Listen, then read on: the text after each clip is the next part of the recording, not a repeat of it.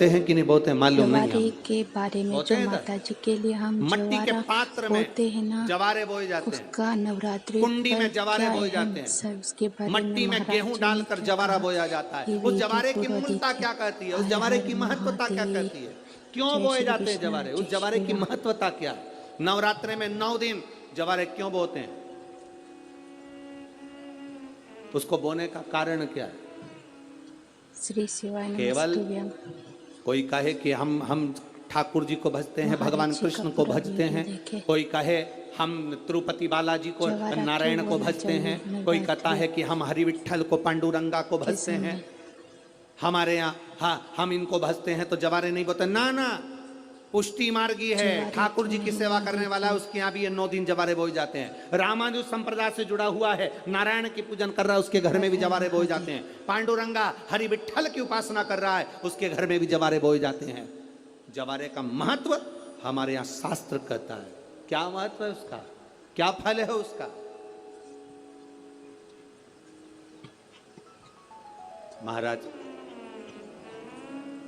जब देवी माता ने दुर्गा भवानी को पंचायत में बुलाया गया, शिव पंचायत में मां दुर्गा बैठी हुई है, और शिव पंचायत में जब दुर्गा भवानी बैठी, यह वीडियो उपद्रवियों ने उपद्रव मचाया, अहंकारियों ने अहंकार मचाया, असुरों ने, राक्षसों ने हाहाकार मचाना प्रारंभ करा।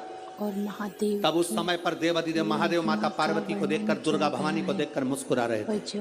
केवल शिव मुस्कुरा रहे हैं, पार्वती को देखकर, दुर्गा भवानी को देखकर, मां जगत जननी को देखकर केवल मुस्कुरा रहे।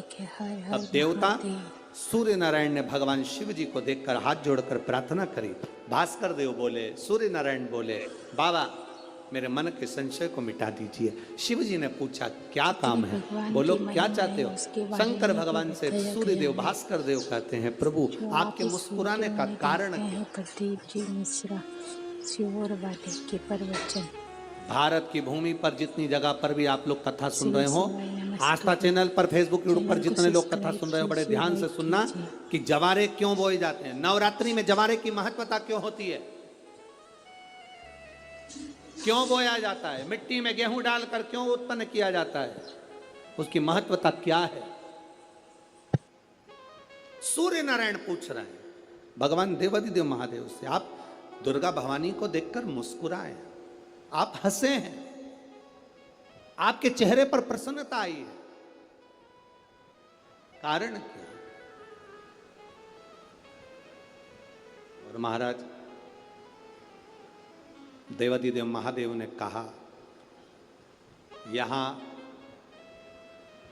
भगवान विष्णु, गणेश जी, भास्कर देव, आप सब बैठे हो। असुरों ने आक्रमण कर दिया, असुरों ने आक्रमण करा है, और वह असुर